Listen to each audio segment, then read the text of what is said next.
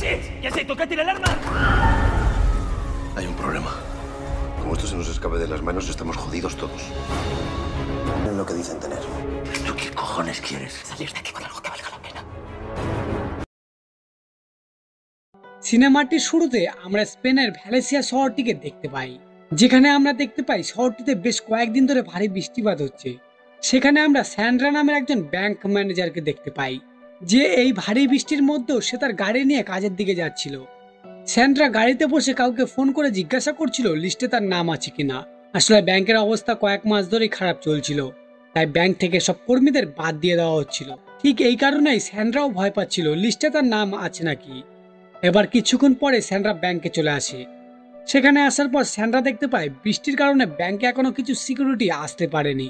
এরপর যখন স্যান্ড্রা তার কাজকর্ম শুরু করে দেয়, তখন সে জানতে পারে যে আসলে ব্যাংক থেকে তাকেও বার করে দেওয়ার সিদ্ধান্ত নিয়েছে। এটা শোনার পর স্যান্ড্রা অনেক বেশি রেগে যায়, কারণ এত বছর ভালোভাবে কাজ করার পরও ব্যাংক তাকে কাজ থেকে বার করে দেওয়ার সিদ্ধান্ত নিয়েছিল, তাও আবার কোনো নোটিশ ছাড়াই। যাই হোক, এরপর আমরা দেখতে পাই ব্যাংকের বাইরে একটি গাড়ি এসে থামে এবং সেখান থেকে কিছু মানুষ হাতে বন্দুক নিয়ে ব্যাংকের মধ্যে ঢুকে যায় আর সবাইকে বন্দুক দেখিয়ে আটক করে নেয়। তারা সবাই যে যার মুখে মুখোশ পরা ছিল, যার ফলে তাদেরকে কেউ চিনতেও পারছিল না। এইদিকে সিকিউরিটি গার্ডরাও তাদের আটকানোর অনেক চেষ্টা করতে থাকে, কিন্তু তাতেও কোনো লাভ হয় না, কারণ তাদের মধ্যে একজন ব্যাংকের সবাইকে বোমা দেখিয়ে ভয় দেখাচ্ছিল আর বলে, তোমাদের মধ্যে যদি কেউ চালাকি করার চেষ্টা করো তাহলে আমি এই বোমা বিস্ফোরণ করে ব্যাংকটাকে উড়িয়ে দেবো, তার সাথে তোমাদেরকেও আমি মেরে দেবো। তাদের কথা শোনার পর সিকিউরিটি গার্ডরাও শান্ত হয়ে যায় এবং সেই ডাকাত দলেরা ব্যাংকের মধ্যে সবাইকে আটক করে নিয়েছিল। কিন্তু এখানে আমরা একজন ক্লার্ককে দেখতে পাই, যে বুদ্ধি করে তাদের নজর এড়িয়ে একটি অ্যালার্মের সুইচ প্রেস করে দিয়ে পুলিশদের ইনফর্ম করে দেয়। তবে এখানে ডাকাত দলের লিডার এটা বুঝতে পেরে যায়, তাই সে তাকে ধরে অনেক মারধর করতে থাকে।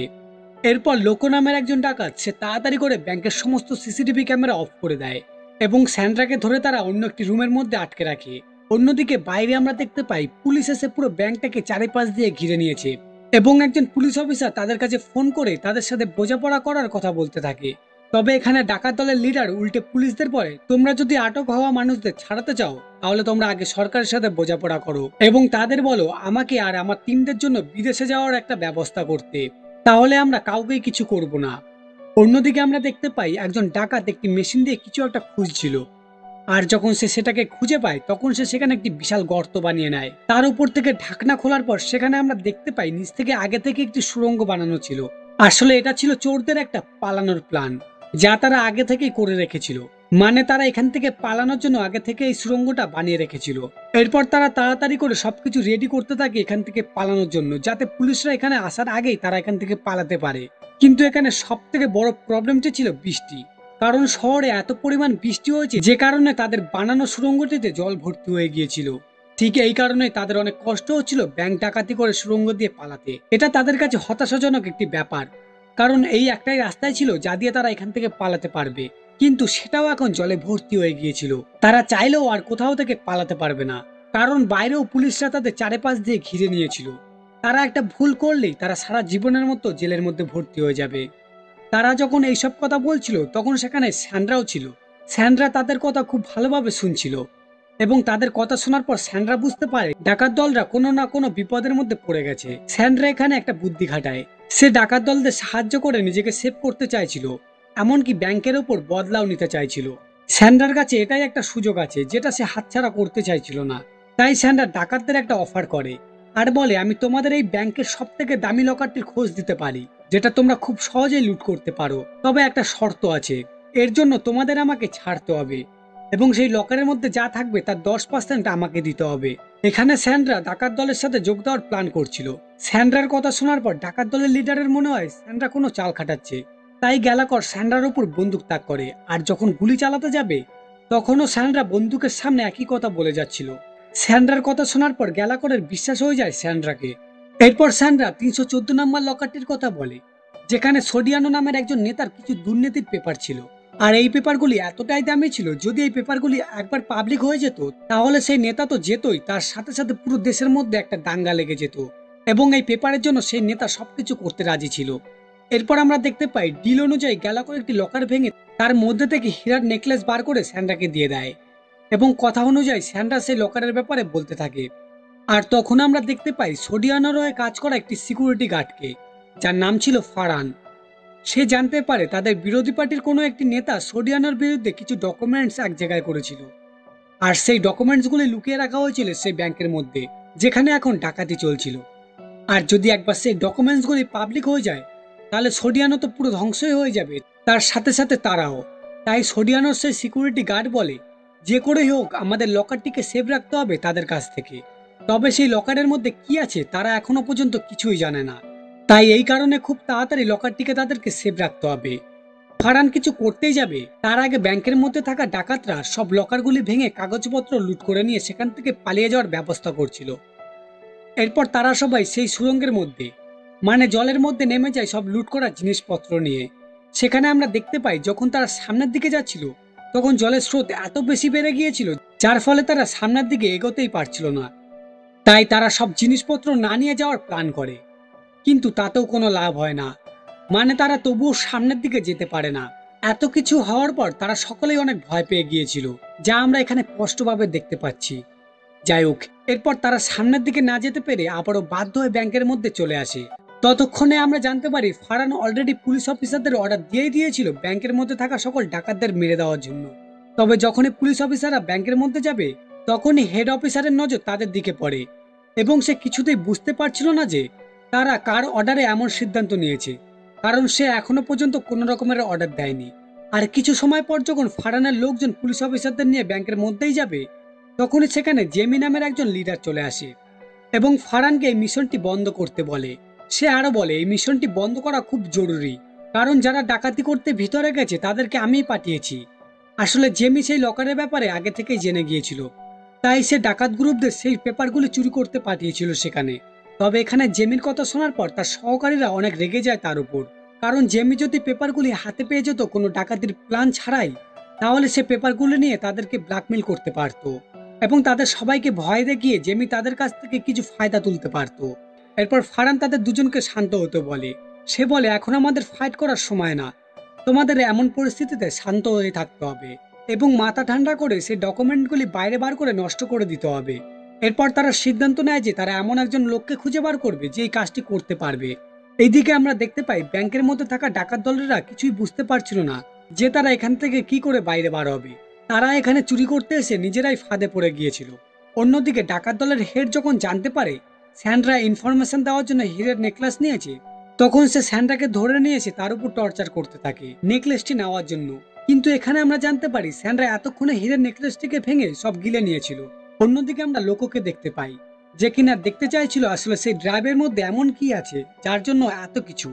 লোক এবার যখন ড্রাইভটিকে দেখার জন্য বারবার পাসওয়ার্ড দিচ্ছিল আর সেই পাসওয়ার্ডগুলি বারবার ভুল বলছিল, যে কারণে সেখানে থাকা সকল ফাইলগুলি একা একাই ডিলিট হয়ে যায়। আর তখন আমরা বাইরে দেখতে পাই ফারান ম্যালিজো নামের একটি লোককে ড্রাইভটি নিয়ে আসার কাজ দিয়েছিল। কাজ পাওয়ার পর ম্যালিজো তার কাজে লেগে যায়। সে পুলিশদের সাহায্য নিয়ে তাড়াতাড়ি ডাকাত দলের লিডারের সাথে কথা বলার জন্য চলে আসে।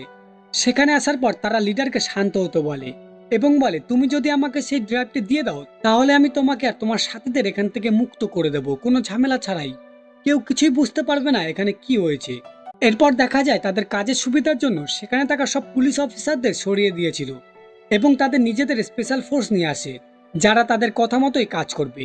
যেহেতু শর্তটিও খারাপ ছিল না আর তাদের কাছে কোনো উপায়ও ছিল না এখান থেকে বাইরে বার হওয়ার জন্য, তাই সেই শর্তে রাজি হয়ে যায়, কারণ তারা চাইছিল এখান থেকে বার হতে যে কোনো উপায়ে।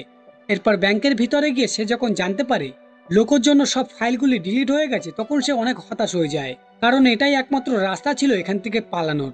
গ্যালাকর অনেক রেগে যায় লোকের উপর, তাই সে তাকে মারতে থাকে। তবে সেখানে আরেকজন এসে তাদের দুজনকে শান্ত করায় এবং বলে, এখন তোমাদের মারামারি করার সময় না, আমাদের এখন সেই ড্রাইভটিকে দিয়ে কোনো মতে এখান থেকে বাইরে যেতে হবে। এরপর তারা তাড়াতাড়ি রেডি হয়ে সেই ড্রাইভটি নিয়ে গেটের কাছে চলে আসে। গেটের কাছে আসার পর তারা ম্যালিজোকে এবং তার স্পেশাল ফোর্সদের দেখতে পায়। লোকও তাদের দেখার পর তারা একটু সন্দেহ হয় তাদের উপর। তাদের ভাবভঙ্গি একদমই ভালো ছিল না, দেখে মনে হচ্ছিল যেন ম্যালিজো তাদের এখান থেকে মেরে ড্রাইভটি নিয়ে পালিয়ে যাবে। আর এটা বোঝার সাথে সাথে তাদের উপর গুলি চালানো হয়। তাদের এই মারামারির মধ্যে স্যান্ড্রা একটু আহত হয়ে যায় এবং ডাকাতরা আর কোনো রাস্তা না পেয়ে আবারও ব্যাংকের ভিতরে চলে আসে। এরপর ম্যালিজোকে কল করে গ্যালাকর বলে, তোমাদের এমন খারাপ ব্যবহার দেখে আমাদের তোমার উপর থেকে বিশ্বাস পুরোপুরি ভাবে উঠে গেছে। তার কথা শোনার পর ম্যালিজো তাদের বলে, এখন তোমাদের কাছে আর কোনো রাস্তা নেই এখান থেকে পালানোর জন্য। তোমাদের কাছে এটাই ভালো হবে তোমরা পুলিশদের কাছে ধরা দিয়ে দাও, কারণ তোমাদের এই ব্যাপারটা এখন সবাই জেনে গেছে। ম্যানেজার কথা শোনার পর তারা সবাই অনেক ভয় পেয়ে যায়, কারণ তাদের সবারই এটা প্রথম ডাকাতি ছিল। তারা সবাই কোনো না কোনো প্রবলেমের মধ্যে ছিল, আর তারা এবারও ইচ্ছা করেই বিপদের মধ্যে পড়েছিল যাতে তারা তাদের ভাগ্য পাল্টাতে পারে। তবে এটা তাদের জন্য একদমই পাগলামির কাজ ছিল। যাই হোক, এরপর গ্যালাকরের মাথায় একটা আইডিয়া আসে। সে বলে ড্রাইভ থেকে যে ফাইলগুলি ডিলিট হয়ে গেছে তা শুধুমাত্র আমরা নিজেরাই জানি, এগুলি আর কেউ জানে না। তাই আমরা এই সুযোগ কাজে লাগাবো, মানে আমরা সেই ড্রাইভের প্রেসার তাদের উপর দিয়ে আমরা এখান থেকে বেরিয়ে যেতে পারবো, কারণ তারা এখনো পর্যন্ত জানে না আসলে এই ড্রাইভের মধ্যে কি ডকুমেন্টস আছে। আর এই সুযোগ কাজে লাগিয়ে গ্যালাকর তাড়াতাড়ি ম্যালিজোকে কল করে এবং বলে তুমি আমাদের এখান থেকে তাড়াতাড়ি বার করার ব্যবস্থা করো, না হলে আমি তোমার আর তোমাদের সবার কুকর্মের ইনফরমেশন ইন্টারনেটে ছেড়ে দেবো। তখন তোমরা কোথাও পালিয়ে বাঁচতে পারবে না। তাদের কথা শোনার পর ম্যালিজো অনেক ভয় পেয়ে যায়। সে কিছুতেই বুঝতে পারছিল না এখন সে কি করবে আর নিজেকেও তাদের হাত থেকে কিভাবে সেভ রাখবে। তবে যখন তাদের কথাবার্তার মধ্যে ইন্সপেক্টর হোজিস সোডিয়ানোর কথা শুনতে পায়, তখন তাড়াতাড়ি করে হোজিস এই কথাটি তার সিনিয়রকে বলে দেয়, কারণ সোডিয়ানো ছিল সেই নেতা যাকে মার্ডার কেসের সাথে জড়িয়ে দেওয়া হয়েছিল। তবে পরবর্তীতে তাকে ছেড়েও দেওয়া হয়েছিল, কিন্তু সে এখন হসপিটালের মধ্যে ভর্তি আছে। এখানে আমরা এটাও জানতে পারি সোডিয়ানো তার বিরোধী পার্টির হয়ে কিছু ডকুমেন্টস রেডি করেছিল এবং সে এই ড্রাইভের মধ্যেই সবকিছু রেখেছিল, কিন্তু সেটা কোথায় রাখা ছিল তা কেউ জানতো না। তাই তার পার্টির সব মানুষজন সোডিয়ানোকে ভয় পাচ্ছিল, আর কেউ সোডিয়ানোকে কিছুই করতে পারছিল না, কারণ তার কাছে সবারই কালো কাজের ইনফরমেশন ছিল। যাই হোক, এইদিকে আমরা দেখতে পাই ফারান নামের লোকটা চলে আসে ডাকাত দলের সাথে কথা বলার জন্য। সেখানে আসার পর ফারান যখন তাদের কাছে ভিডিও দেখার কথা বলে, তখন ডাকাত দলের লিডার এটা করার জন্য ফারানকে বারণ করে দেয়। আর এটা দেখার পর ফারান বুঝতে পারে অবশ্যই তাদের মধ্যে কিছু প্রবলেম আছে, যার জন্য তারা ভিডিও দেখাতে পারছে না। তবে এখানে ম্যালিজো কোনো ধরনের রিস্ক নিতে চাইছিল না, কারণ তারা যে কোনো মুহূর্তে ফেঁসে যেতে পারে। এইদিকে ইন্সপেক্টর হোজিস এটা খোঁজার চেষ্টা করতে থাকে যে নর্মাল পুলিশদের চেঞ্জ করে কে এখানে স্পেশাল ফোর্স নিয়ে আসে। কিছুক্ষণ খোঁজাখুঁজির পর সে জানতে পারে এই সবকিছুর পিছনে ম্যালিজোর হাত আছে। অন্যদিকে তারা চোরদের কথা মতো একটি গাড়ির ব্যবস্থা করে এয়ারপোর্ট পর্যন্ত যাওয়ার জন্য, কিন্তু গাড়ির মধ্যে লাগানো ছিল বোমা। আসলে তাদের প্ল্যান ছিল তারা রাস্তার মধ্যেই বোমাটি ব্লাস্ট করবে আর সব ডাকাতদের মেরে দেবে, তার সাথে ড্রাইভটিকেও নষ্ট করতে পারবে। তবে এই ব্যাপার দেখে চোরদের মনে একটু সন্দেহ হয়, আর গ্যালাকর বলে আমি যদি তাদের জায়গায় থাকতাম তাহলে আমি এত সহজেই চোরদের এখান থেকে পালিয়ে যেতে দিতাম না, আমি কোনো না কোনো প্ল্যান বার করতামই। এই কারণে তারা গাড়ির প্রতি একটু সন্দেহ করে। তারা ভাবছিল গাড়িতে হয়তো কিছু রাখা আছে, তাই তারা আর গাড়িতে যায় না। তাদের কাছে যতক্ষণ ড্রাইভ আছে ততক্ষণ তাদের কেউ কোনো ক্ষতি করতে পারবে না। যদিও এখানে আমরা জানি সেই ড্রাইভের মধ্যে কিছুই ছিল না, তবুও তারা বারবার সেই ড্রাইভটা নিয়ে ম্যালিজোকে ব্ল্যাকমেল করতে থাকে। অন্যদিকে ফারান তার ডিটেকটিভের কাছ থেকে জানতে পারে সেই ডাকাত দলের কাছে যে ড্রাইভটি আছে তাতে কোনো ডকুমেন্টস ছিল না, তার মধ্যে যা ছিল তার সব ডিলিট হয়ে গেছে। এরপর সে সোজা গিয়ে ম্যালিজোকে এই কথা বলে, কিন্তু সে ভুলেই গিয়েছিল এখানে ইন্সপেক্টর হোজিস দাঁড়িয়ে আছে, আর সেও তাদের সব কথা শুনে নিয়েছিল। তাদের কথা শোনার পর ইন্সপেক্টর হোজিস তাড়াতাড়ি তার সিনিয়রকে সব কথা বলে দেয়। এদিকে ম্যালিজো অনেক রেগে যায় ফারানের উপর এবং তার উপর চিৎকার করতে থাকে পাশের একটি রুমে নিয়ে গিয়ে। তবে ততক্ষণে অনেক দেরি হয়ে গিয়েছিল, তাদের এখন আর কিছুই করার ছিল না, তারা আর চাইলেও কিছু করতে পারবে না। এইদিকে চোররা তাদের সব জিনিসপত্র নিয়ে সে গাড়ির মধ্যে গিয়ে বসে পড়ে, আর কিছুক্ষণ পরে তারা এখান থেকে বেরিয়ে যাবে, কিন্তু গাড়িতে ছিল বোমা, আর বিস্ফোরণ হলেই তারা সবাই মারা যাবে। এবার কিছু সময় পর আমরা জানতে পারি সেই গাড়িতে আসলে চোররা ছিলই না, তারা বুদ্ধি খাটিয়ে কিছু মানুষদের তাদের নিজেদের জামা কাপড় পরিয়ে সে গাড়িতে পাঠিয়ে দিয়েছিল, এবং চোররা তাদের সব জিনিসপত্র নিয়ে আবারও সেই সুড়ঙ্গের মধ্যে যাওয়ার চেষ্টা করতে থাকে। আর এবার তারা সুড়ঙ্গটাকে পার করতেও পারে, যেহেতু বৃষ্টি কমে গিয়েছিল তাই সুড়ঙ্গের মধ্যে জলও কমে গিয়েছিল। তারা কোনো মতে সুড়ঙ্গটি পার করে নেয়, আর যতক্ষণে সেখানে পুলিশরা আসবে ততক্ষণে তারা সেখান থেকে জামা কাপড় চেঞ্জ করে মেট্রোতে চলে আসে। অন্যদিকে ম্যালিজো আর ফারান জানতে পারে তাদের যে কুকীর্তি কাজ ছিল তার সব পাবলিক হয়ে গেছে। আসলে ইন্সপেক্টর হোজি সবাইকে এটা বলে দিয়েছিল ম্যালিজো আর ফারান কোনো একটা স্পেশাল ড্রাইভের খোঁজ করছিল, যার মধ্যে তাদের পার্টির সব দুর্নীতির কুকর্মের ডাটা ছিল, এবং সেটা নেওয়ার জন্যই তারা ব্যাংকের মধ্যে এত বড় একটা ডাকাতি করিয়েছিল। তারা এই ডাকাতিটা ইচ্ছা করেই করিয়েছিল। অন্যদিকে ডাকাত দলের গ্রুপরা যে যার মতো যে যার দিকে চলে যায়, আর তাদের সবার মনে কোনো ধরনের ভয়ও ছিল না, কারণ তারা এটা খুব ভালোভাবেই জেনে গিয়েছিল যতক্ষণে তাদের কাছে সেই ড্রাইভটি আছে ততক্ষণ তাদের কেউ কোনো ক্ষতি করতে পারবে না। অন্যদিকে ম্যালিজো, ফারান এবং তাদের পার্টির সবাই অনেক বড় প্রবলেমের মধ্যে পড়ে যায়, আর এর সাথে সাথে মুভিটিও শেষ হয়ে যায়। তো বন্ধুরা, এই ছিল আজকের গল্প। যদি মুভিটি ভালো লেগে থাকে অবশ্যই লাইক আর কমেন্ট করে দেবে, আর চ্যানেলটিতে নতুন হলে চ্যানেলটিকে অবশ্যই সাবস্ক্রাইব করে দেবে।